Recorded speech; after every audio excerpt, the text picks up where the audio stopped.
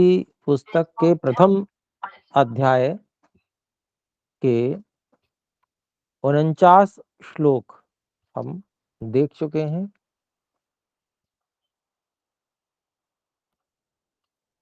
और महाराज धृतराष्ट्र जी ने विदुर जी को अपनी चिंता के निवारण के लिए, उपदेश करने के लिए उन्होंने बुलाया हुआ है।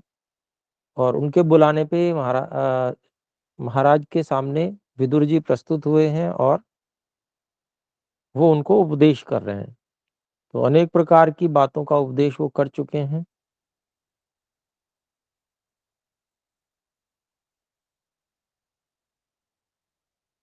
तो इसी क्रम में हम 50वें श्लोक को पढ़ रहे हैं आज।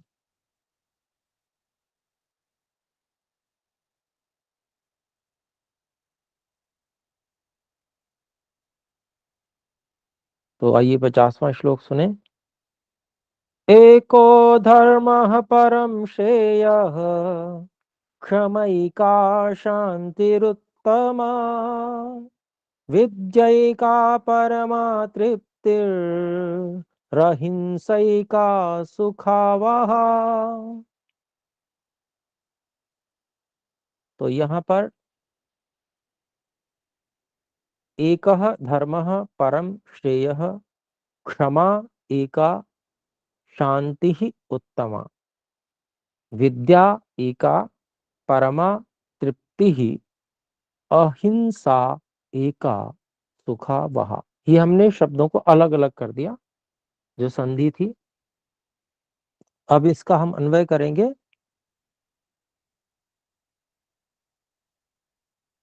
परम श्रेयः एको धर्मः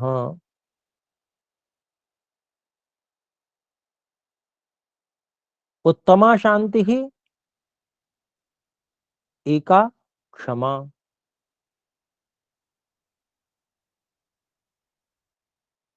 परमा तृप्तिः एका विद्या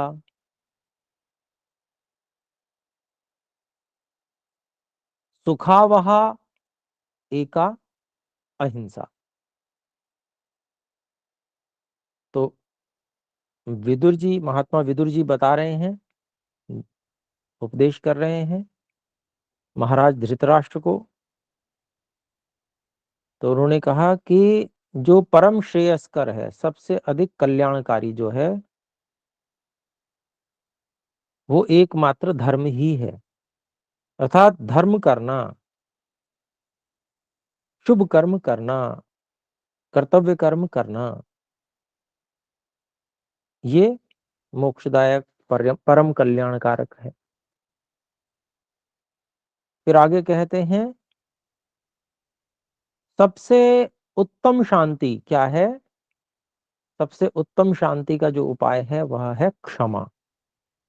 क्षमा कर देना शांति का बहुत सबसे उत्तम उपाय है और बहुत बढ़िया बात है ये। जितना हम बदले के भाव से युक्त होंगे उतने ही अशांत होते जाएंगे। तो पहली बात, जो धर्म है वह सबसे अधिक कल्याणकारी है। अच्छे कार्य करना, शुभ कर्म करना, ये सबसे अधिक कल्याणकारी है। और क्षमा कर देना शांति का सबसे बड़ा उपाय है। फिर कहते हैं, सबसे बड़ी तृप्ति, संतोष देने वाली चीज वो क्या है? एक विद्या ही सबसे अधिक तृप्तिदायक है। इसकी तृप्ति स्थिर रहती है। अन्य सब चीजों की भोजन से तृप्त होते हैं तो फिर दोबारा भूख लगती है, लेकिन विद्या की जो तृप्ति है उसमें स्थिरता है। सबसे अधिक संतोष देने वाली, संतुष्ट करने वाली है। और एकमात्र सुख देने वाली चीज क्या है? वो अहिंसा है। अहिंसा किसे कहते हैं तो उसका अभिप्राय बताया योग दर्शन में। सर्वथा सर्वदा सर्व प्राणिनाम अनभिद्रोह।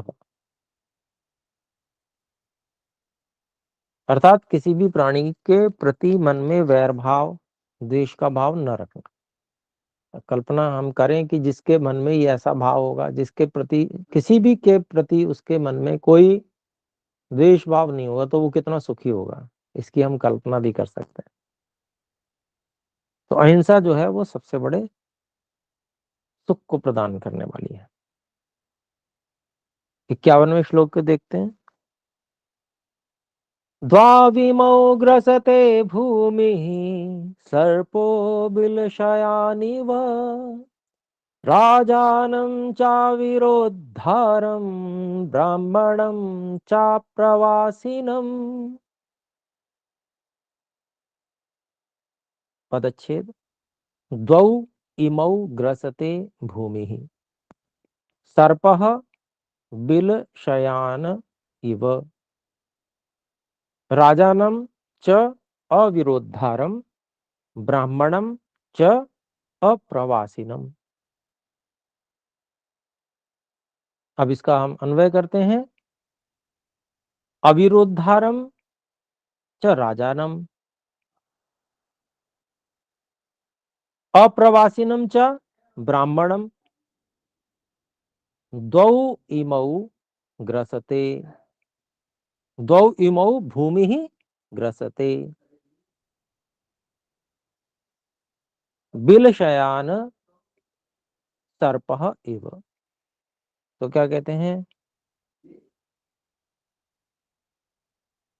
जो विरोध नहीं करता ऐसा राजा, विरोध नहीं करता मतलब जो विद्रोह नहीं करता, जो युद्ध नहीं करता शत्रु से, यो अभिप्राय हुआ। जो आक्रमणकारी शत्रु से विरोध यानी कि युद्ध नहीं करता ऐसा राजा, पहली बात। और दूसरी बात, ऐसा ब्राह्मण अर्थात सन्यासी जो भ्रमण नहीं करता, सत्योपदेश करते हुए भ्रमण नहीं करता जो।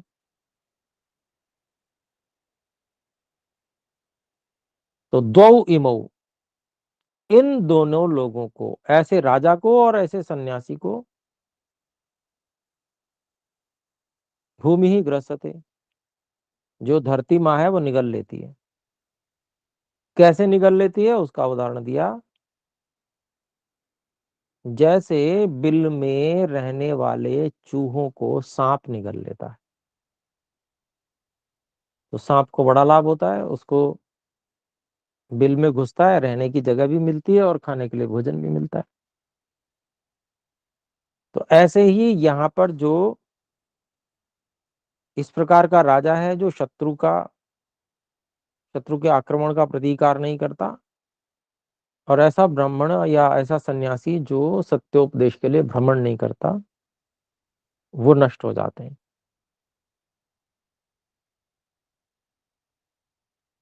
तो अगला श्लोक देखते हैं, 52वां। द्वे कर्मणि नरः कुर्वन् अस्मिन् लोके विरोचते अब्रुवन् परुषं किंचित् दसतो नर्चयंस्तथा।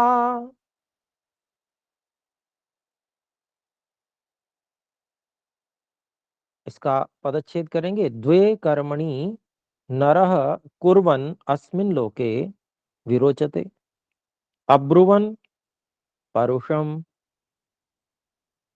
किंचित् असतः अनर्चयन् तथा।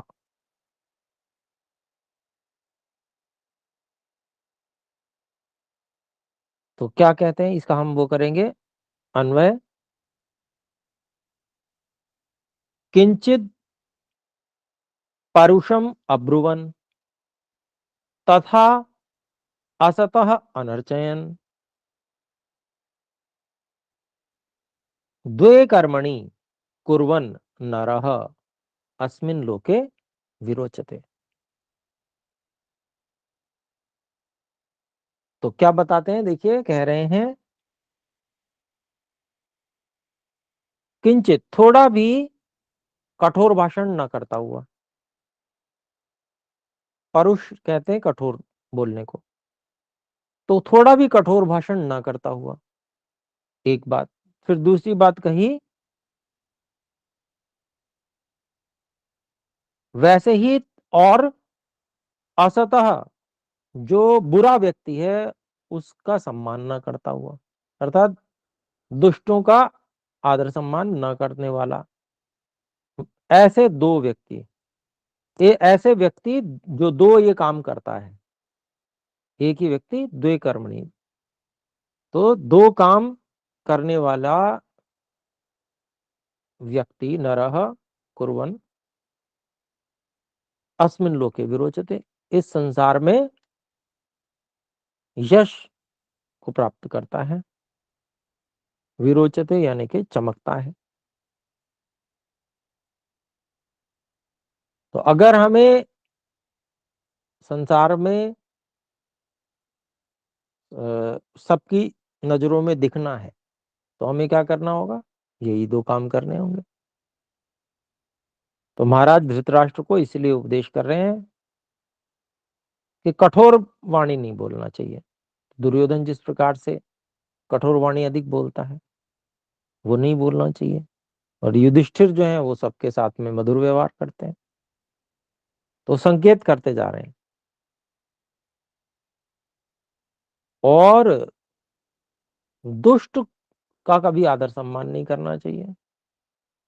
तो धृतराष्ट्र से कह रहे हैं तुम तो सबसे ज्यादा जो ये शकुनी है और दुर्योधन है, इसका बहुत ज्यादा आप ध्यान देते हैं, इसको सम्मान करते हैं, तो भाई आपको ये यश नहीं मिल पाएगा। तो संकेत कर रहे हैं विदुर जी।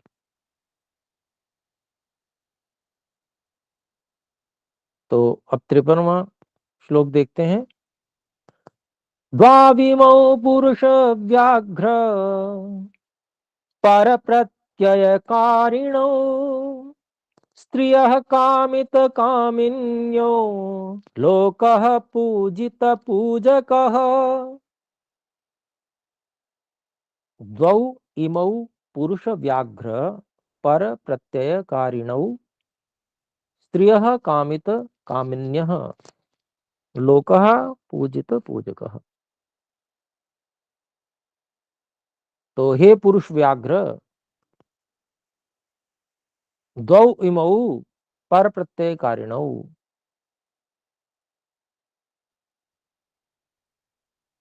स्त्रियः कामित कामिन्यः लोकः पूजित पूजकः।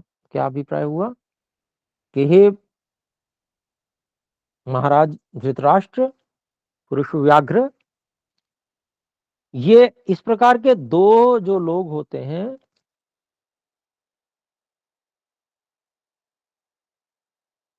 वो दूसरों पे विश्वास करके ही काम चलाते हैं अपना। पर प्रत्यय कारिणो, प्रत्यय यहां विश्वास के लिए कहा गया, दूसरों पे विश्वास करने वाले होते हैं वो। स्वयं अपना निर्णय खुद का नहीं होता उनका कोई। कौन कौन?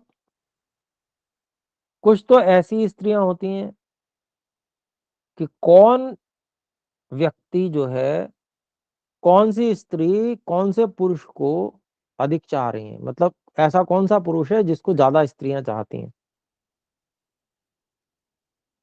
तो वो भी उसी की फैन हो जाती है।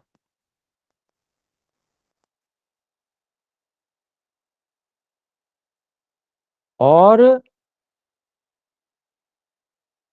स्वयं निर्णय नहीं ले पाता कोई ऐसा व्यक्ति, तो वो भी ऐसा ही करता है, भीड़ के पीछे चलता है। यानी कि जिसको ज्यादा लोग सम्मान कर रहे हैं, बस वो कहता कि भाई अच्छा कुछ तो इसमें खास होगा ही, मैं भी इसकी सम्मान करता हूँ, तो वो भेड़ चाल चलने में लग जाते हैं। तो ये दो प्रकार के लोग ज्यादातर होते हैं इस संसार में, देखा देखी चलने वाले लोग बहुत ज्यादा हैं। तो ये उन्होंने बताया महाराज धृतराष्ट्र को।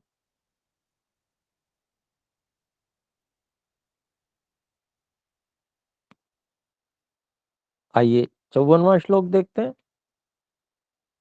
द्वाविमौ कंटकौ तीक्ष्णौ शरीर परिशोषिणौ यश्चाधनः कामयते यश्च कुप्यत्यनीश्वरः।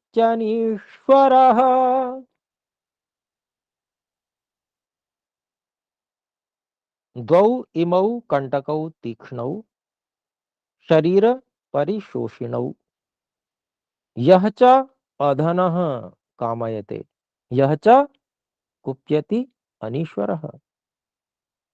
तो इसका हम करते हैं। शरीर परिशोषिणौ द्वौ इमौ तीक्ष्णौ कंटकौ।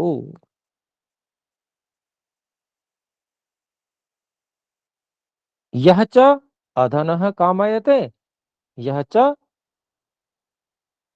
अनीश्वरः कुप्यति।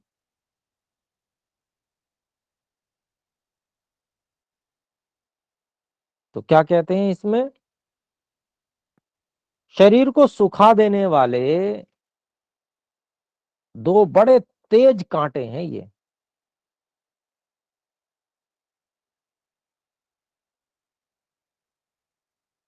अर्थात कोई भी व्यक्ति हम देखें जो मानसिक कारणों से जो दुबला पतला हो जाता, शरीर जिसका सूखता चला जाता, उसमें ये दो कारण मुख्य होते हैं। पहला कहते हैं जो ऐसा व्यक्ति होता है कि जिसके पास होता नहीं है पैसा, लेकिन पैसे की बड़ी कामना होती है उसको, या बड़े बड़े मनोरथ करने वाला होता है, बड़ी बड़ी चीजों को चाहने वाला होता है, तो ऐसा व्यक्ति पनप नहीं पाएगा, शरीर उसका सूखा ही रहेगा, क्योंकि वो बहुत ज्यादा दुखी रहता है। और दूसरे प्रकार का व्यक्ति जिसमें सामर्थ्य नहीं है लेकिन वो क्रोध करता है। क्रोध करने का लाभ ही क्या होगा? बस क्रोध करता ही रह जाएगा वो, मतलब अंदर से कुढ़ता रहेगा, ये अभिप्राय है। जो व्यक्ति मन से कुढ़ता रहेगा वो कभी भी उसका शरीर स्वस्थ नहीं रह सकता, अर्थात बलवान नहीं बन सकता, वो सुखा देता है वो शरीर को। तो ये जो है बड़ा विशेष श्लोक है और नीति की बात है।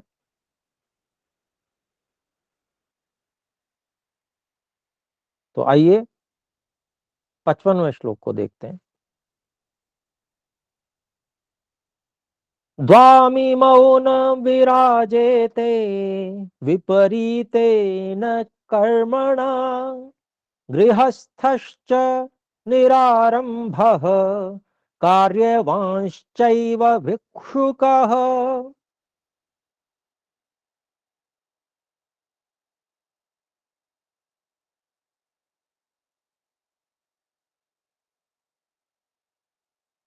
ये अशुद्ध है, तो इसमें मेरी पुस्तक में, आपके में शायद शुद्ध हो, मेरी पुरानी पुस्तक है। द्वाविमौ होना ही चाहिए, द्वाविमौ, द्वौ इमौ। ठीक है जी, तो तोड़ेंगे तो द्वौ इमौ हो जाएगा। न विराजेते विपरीतेन कर्मणा गृहस्थः च निरारंभः कार्यवान च एव भिक्षुकः। और इसका अन्वय है विपरीतेन कर्मणा द्वौ इमौ न विराजेते निरारंभः गृहस्थः च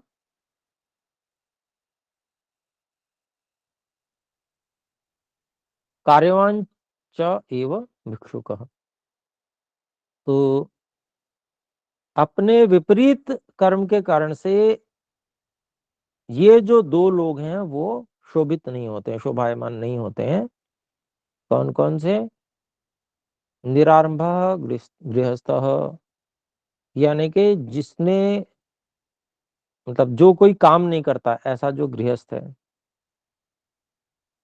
पुरुषार्थहीन गृहस्थ, तो वो गृहस्थी कैसे चलाएगा जब पुरुषार्थ नहीं करेगा? तो उसको तो सब संभालना है पूरा गृहस्थ, तो उसको पुरुषार्थ करना आवश्यक है। तो वो व्यक्ति, ऐसा व्यक्ति कभी सम्मान को प्राप्त नहीं होता है। और ऐसा हम देखते भी हैं, जो निठल्ले लोग होते हैं उनका कोई भी सम्मान नहीं करता, गृहस्थी होकर जो निठल्ले रहते हैं। फिर कार्यवांश चैव भिक्षुकः, कार्यवान च एव भिक्षुक, और ऐसे सन्यासी जो सांसारिक रूप से पैसे के लिए और सब चीजों के लिए ज्यादा ही प्रयत्न करते हैं, तो ऐसे लोग भी बदनामी का शिकार हो जाते हैं। कैसा सन्यासी है ये, तो जहां देखो वहीं पर पैसे मांगता है ये तो, और कुछ काम भी विशेष, तो यूं समाज का काम कर रहा हो उसके लिए मांग रहा हो तो बहुत अच्छी बात है, लेकिन कुछ करता भी नहीं है, पैसे मांगता रहता है। तो ऐसा जो भिक्षुक अर्थात सन्यासी है, भिक्षुक सन्यासी के लिए ही पहले प्रयोग होता था, जो वैदिक काल था। ये भिखारी के लिए प्रयोग नहीं होता, ये आजकल क्योंकि सन्यासी है ही नहीं, लोगों ने जो है अपनी दीनता हीनता के कारण से भीख मांगना शुरू कर दिया है। तो ये जो है ये आजकल की परंपरा है। पहले ऐसा कोई भी व्यक्ति होता ही नहीं था जो कहीं जाके और अपनी दीनता हीनता के कारण से भीख मांगे। तो ऐसा दीनता हीनता वाला व्यक्ति भारतवर्ष में नहीं होता था कोई। और जो भिक्षुक होते थे या तो वो ब्रह्मचारी होते थे या वो सन्यासी होते थे।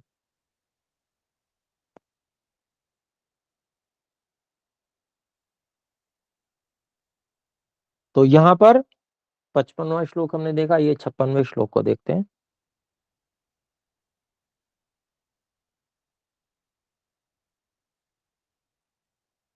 यहाँ पर भी अशुद्ध पाठ है, द्वामिवौ दे रखा है, तो इसको भी हम ठीक पढ़ेंगे। द्वा द्वामि द्वाविमौ पुरुषौ राजन् स्वर्गस्योपरि तिष्ठतः प्रभुश्च क्षमया युक्तो दरिद्रश्च प्रदानवान्। द्वौ इमौ पुरुषौ राजन् स्वर्गस्य उपरि तिष्ठतः प्रभुः च क्षमया युक्तः दरिद्रः च प्रदानवान्।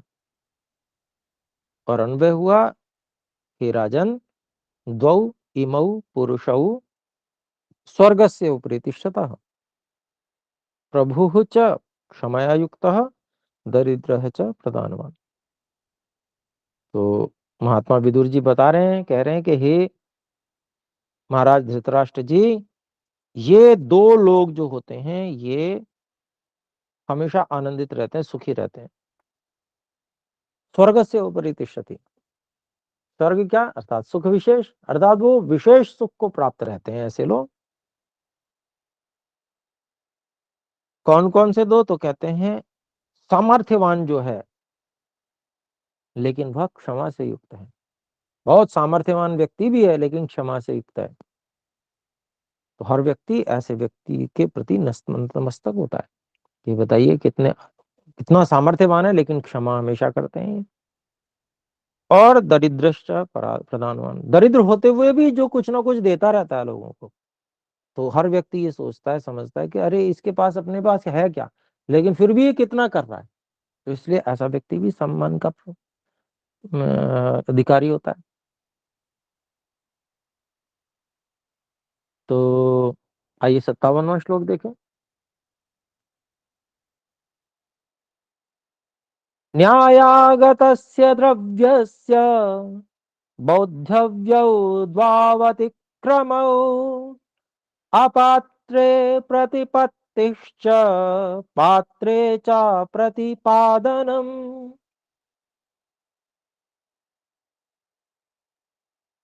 न्याय आगतस्य द्रव्यस्य बोद्धव्यौ द्वौ अतिक्रमौ अपात्रे प्रतिपत्तिः च पात्रे च अप्रतिपादनम्।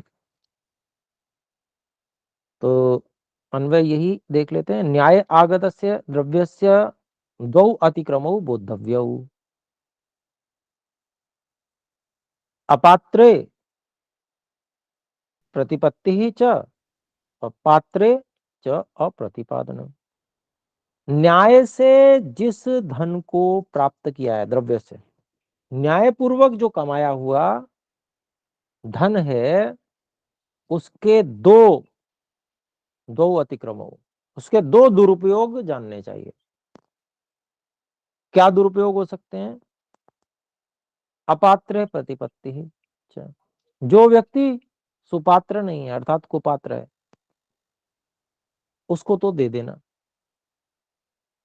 पात्रे च अप्रतिपादनम, और जिसको दिया जाना चाहिए, जो सुपात्र है, जो सदुपयोग करेगा उसका, उसको वो धन न देना। तो ये बहुत अच्छा श्लोक था, इसका सबको हमको भी ध्यान रखना चाहिए। 58वां श्लोक देखते हैं। द्वावंभसी निवेष्टव्यौ गले बद्ध्वा दृढ़ां शिलाम् धनवन्तमदातारं दरिद्रं च तपस्विनम्। तो बड़ा सुंदर श्लोक ये भी है। द्वौ अंभसी निवेष्टव्यौ गले बद्ध्वा दृढ़ां शिलाम् धनवंतम अदातारम दरिद्रम च अतपस्विनम। तो इसका हम वो करते हैं अन्वय। द्वौ गले दृढ़ां शिलां बद्ध्वा अंभसी निवेष्टव्यौ अदातारम धनवंतम अतपस्विनम च दरिद्रम। तो महात्मा विदुर जी बता रहे हैं, कह रहे हैं कि भाई दो लोगों को तो गले में बहुत बड़ी सी मजबूत बड़ा सा पत्थर बांध के, बद्वा बांध कर समुद्र में फेंक देना चाहिए, समुद्र में प्रवेश करा देना चाहिए। किनको किनको? दान न देने वाले धनवान को, और जो तपस्वी नहीं है ऐसे दरिद्र को। क्यों कहा ऐसा? तो उसका बड़ा कारण ये है कि जो धनवान होगा और देगा नहीं, वो व्यक्ति क्या करेगा? इकट्ठा करेगा। जो इकट्ठा करेगा वो बहुत बड़ा असंतुलन का कारण बनेगा समाज में। कहीं एक ही जगह बहुत सारा द्रव्य इकट्ठा हो जाए तो क्या उससे बहुत सारा असंतुलन हो जाएगा? कोई व्यक्ति अनाज, मान लो अन्न भी एक जो है धन है, अन्न जो है वो खूब उसने किया और इकट्ठा कर लिया, तो कहीं अभाव हो गया, कहीं पर बहुत सारा इकट्ठा हो गया, तो क्या है? भुखमरी होगी। और जिसके पास है वो भी खा नहीं सकता उसको, तो ये बहुत बड़ी समस्या वाली बात हो जाएगी समाज में, या किसी भी राज्य में। ये बहुत बड़ी समस्या वाला, जिसको कहते हैं जमाखोरी, बहुत बड़ी समस्या का कारण है। ठीक इसी तरह से जो दरिद्र होगा और अतपस्वी होगा तो वो क्या करेगा? उधार लेके खाएगा, लोगों को परेशान करेगा, चोरी करेगा, क्योंकि उसकी इच्छाएं बड़ी विशाल हैं, पास में कुछ है नहीं, तपस्वी वो है नहीं जो वो सहन कर ले। तो फिर क्या करेगा? अव्यवस्था फैलाएगा। तो ऐसे लोगों को तो पत्थर बांध के और समुद्र में डुबो देना चाहिए, ये उपदेश है।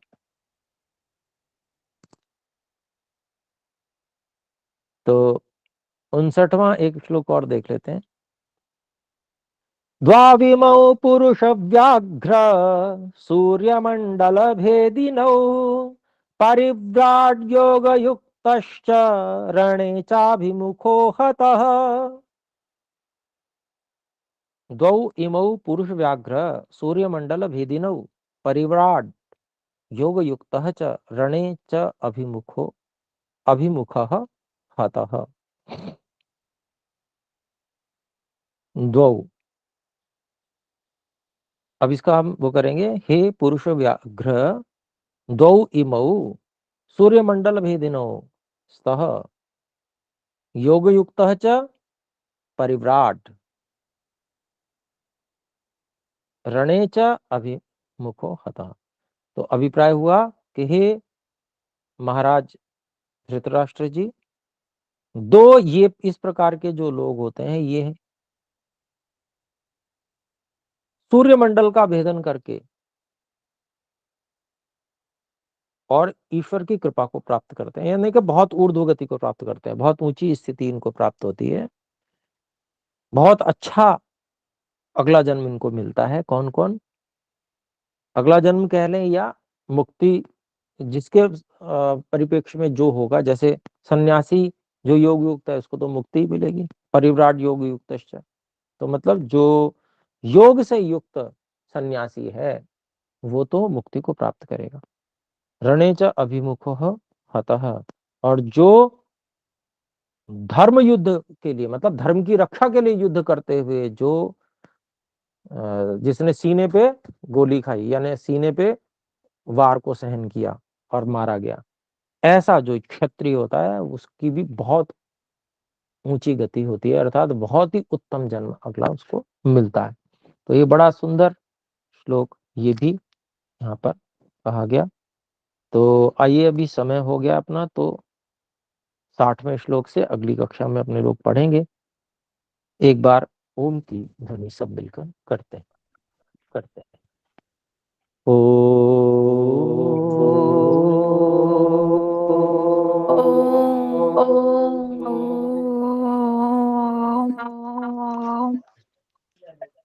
सभी को सादर नमस्ते जी। नमस्ते गुरु जी। नमस्ते। नमस्ते जी।